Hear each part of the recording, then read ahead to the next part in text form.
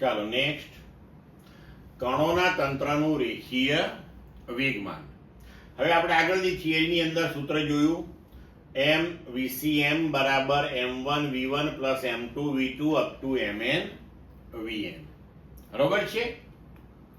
તો હવે m1 v1, m1 એટલે પ્રથમ કણનું દળ, v1 એટલે પ્રથમ કણનો વેગ. તો દળ અને વેગનો ગુણાકાર આપણને વેગમાન આપે. તો આપણે લખી શકીએ કે m VCM બરાબર m1 v1 એટલે p1 પ્રથમ કણનું રેખીય વેગમાન, m2 v2 એટલે p2 બીજા કણનું વેગમાન, તેવી જ રીતે અપ ટુ mn vn એટલે n માં કણનું વેગમાન. હવે દરેકે દરેક કણના વેગમાનનો સદિશ સરવાળો કરીએ તો તંત્રનું કુલ વેગમાન આપણે લખી શકીએ. તંત્રના દરેક કણોના વેગમાનનો સદિશ સરવાળો એટલે તંત્રનું કુલ વેગમાન.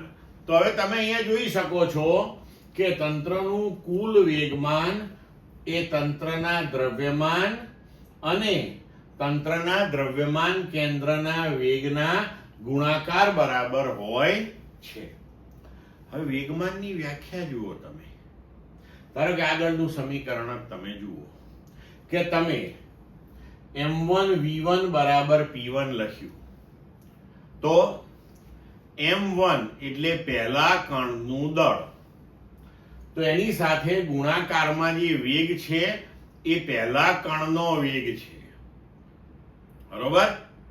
અને વેગમાન આપણે લખ્યું પહેલા કણનું. પણ હવે જો આ સમીકરણમાં આપણને શું મળ્યું કે તંત્રનું કુલ વેગમાન બરાબર તંત્રનું કુલ દળ ગુણ્યા તંત્રનો વેગ નથી આવતો પણ તંત્રના દ્રવ્યમાન કેન્દ્રનો વેગ અહીંયા આવ્યો. તેનો મતલબ એ થયો કે તંત્રના દ્રવ્યમાન કેન્દ્રનો વેગ જે છે એ જ તંત્રનો વેગ છે. એટલે કે તંત્રનું દ્રવ્યમાન કેન્દ્ર પોતે જ એક તંત્ર તરીકે વર્તે છે. એટલે જ્યારે સમગ્ર તંત્રની ગતિનો અભ્યાસ આપણે કરવો હોય ત્યારે આપણે તંત્રના દ્રવ્યમાન કેન્દ્રની ગતિનો અભ્યાસ કરીએ તો તે સમગ્ર તંત્રની ગતિ જ થઈ ગઈ કહેવાય. બરોબર છે. હવે આપણે આગળ વધીએ. આ સમીકરણનું સમયની સાપેક્ષે વિકલન કરીએ તો m dVCM by dt બરાબર dp1 by dt વત્તા dp2 by dt up to dpn by dt એના બરાબર dp by dt. સોરી. તો dp1 by dt એટલે કે f1, dp2 by dt એટલે કે f2 up to dpn by dt એટલે fn ને dp by dt એટલે f. બરોબર છે. આ સૂત્ર આપણને આગળ પણ મળ્યું હતું. હવે અહીંયા આ જે f છે એ તંત્ર પર લાગતું પરિણામી બળ છે. હવે તંત્ર ઉપર બે પ્રકારના બળો લાગી શકતા હોય. આ સૂત્રને તમે લખી શકો m ACM બરાબર m1 a1 વત્તા m2 a2 વત્તા અપ ટુ mn an બરાબર f. બરોબર. હવે જુઓ કે તંત્રના કણો પર પ્રવર્તતા બળો બે પ્રકારના હોય, એક બાહ્ય બળો અને એક આંતરિક બળો. તો તંત્રમાં કણો વચ્ચે પ્રવર્તતા આંતરિક બળો અને તંત્ર પર લાગતા બાહ્ય બળો. એટલે અહીંયાની જમણી બાજુ તંત્ર પર લાગતું પરિણામી બળ જે આપણે લખ્યું છે એ વાસ્તવિક રીતે તંત્રના કણો વચ્ચે પ્રવર્તતા આંતરિક બળો અને તંત્ર પર લાગતા બાહ્ય બળોનો સદિશ સરવાળો છે. એટલે અહીંયા આગળ આ f જે છે એ આપણે લખી શકીએ કે f બરાબર f ઇન્ટરનલ વત્તા f એક્સટર્નલ એટલે કે આંતરિક અને બાહ્ય બળોનો સદિશ સરવાળો. પણ હવે અહીંયા આપણે જોઈ શકીએ કે ન્યૂટનના ગતિના ત્રીજા નિયમ અનુસાર જો આપણે વિચારીએ તો તંત્રના કણો વચ્ચે પ્રવર્તતા જે આંતરિક બળો છે તેનો સદિશ સરવાળો શૂન્ય થાય, કારણ કે તંત્રના કણ એક વડે કણ બે ઉપર લાગતું બળ એ મૂલ્યની દ્રષ્ટિએ બે દ્વારા એક ઉપર લાગતા બળ જેટલું જ હોય, પણ એ બંને પરસ્પર વિરુદ્ધ દિશામાં હોય એટલે તેનો સદિશ સરવાળો શૂન્ય થાય.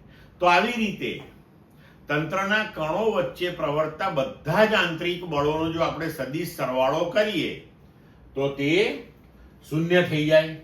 એટલે કે આ સમીકરણમાં આપણને જે તંત્ર પર લાગતું પરિણામી બળ જે મળ્યું એ એકચ્યુઅલી કણોના તંત્ર પર લાગતા બધા જ બાહ્ય બળોનો સદિશ સરવાળો હોય.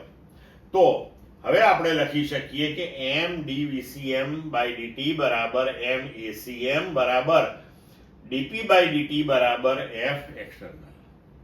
તો હવે જુઓ, dp/dt બરાબર f એ એક્સટર્નલ આવ્યું, મતલબ કે આ થયો તંત્ર માટે ન્યૂટનના ગતિનો બીજો નિયમ. બરોબર? તો જે કણોના બનેલા તંત્ર માટે ન્યૂટનનો ગતિનો બીજો નિયમ છે કે તંત્ર પર લાગતું પરિણામી બાહ્ય બળ એ તંત્રના કુલ રેખીય વેગમાનના ફેરફારના દર જેટલું હોય છે. આ તંત્ર માટેનો ન્યૂટનનો ગતિનો બીજો નિયમ થયો કે જે કણ માટે આપણે સ્વતંત્ર રીતે આગળ ઉપર ભણી ગયેલા છીએ. બરોબર? એક્ઝેક્ટ એવો જ આપણને આ નિયમ પ્રાપ્ત થયો. હવે આપણે આગળ જોઈએ તો જો તંત્ર પર લાગતું પરિણામી બાહ્ય બળ જે છે અથવા તો પરિણામી બાહ્ય બળોનો સરવાળો લઈએ તો એ શૂન્ય હોય ધારો કે, તો dp/dt બરાબર શૂન્ય, તો p બરાબર p1 વત્તા p2 વત્તા p3 અપ ટુ pn બરાબર અચળ રહે.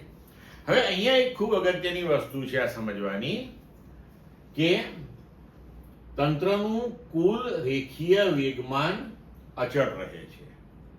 પણ અહીંયા ધ્યાન રાખજો કે તંત્રનું કુલ રેખીય વેગમાન અચળ રહે છે એનો મતલબ કે તંત્રના કણોના રેખીય વેગમાનોનો સદિશ સરવાળો અચળ રહે છે. તંત્રના કણોના સ્વતંત્ર રેખીય વેગમાનો બદલાઈ શકે છે. આ ધ્યાનમાં રાખજો ખાસ. બરોબર?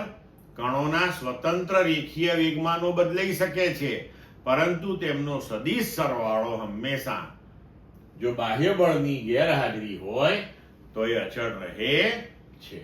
બરોબર?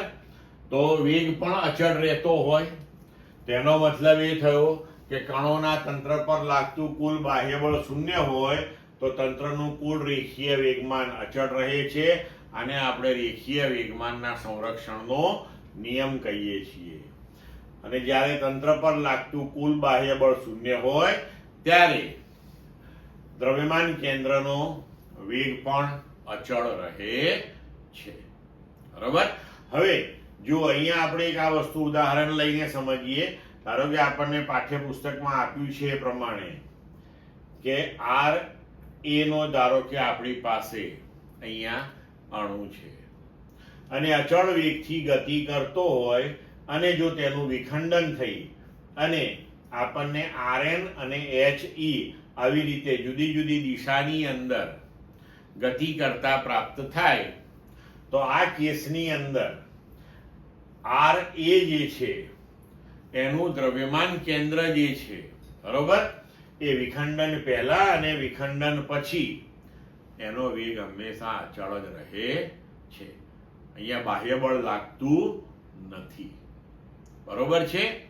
હવે આ બીજું જોઈએ કે જો સ્થિર હોય અને એનું વિખંડન થાય તો ચોક્કસપણે આ બંને ઘટકો એના પરસ્પર વિરુદ્ધ દિશામાં એવી રીતે ગતિ કરે કે તેમના વેગમાનનો સદિશ સરવાળો શૂન્ય થાય. એટલે કે વેગનો સદિશ સરવાળો જે છે એ એવી રીતના મળે આપણને કે દ્રવ્યમાન કેન્દ્ર, તંત્રનું દ્રવ્યમાન કેન્દ્ર જે છે તેનો વેગ એ પહેલા જેટલો જ રહે હંમેશા. બરોબર છે? તો આ ઉદાહરણથી આપણે સમજી શકીએ કે નો ડાઉટ પી અચળ રહે એટલે કે કણોના દ્રવ્યમાન કણોના વેગમાનનો સદિશ સરવાળો અચળ રહે છે, પણ સ્વતંત્ર વેગમાનો તો બદલાતા હોઈ શકે છે. ક્લિયર મિત્રો?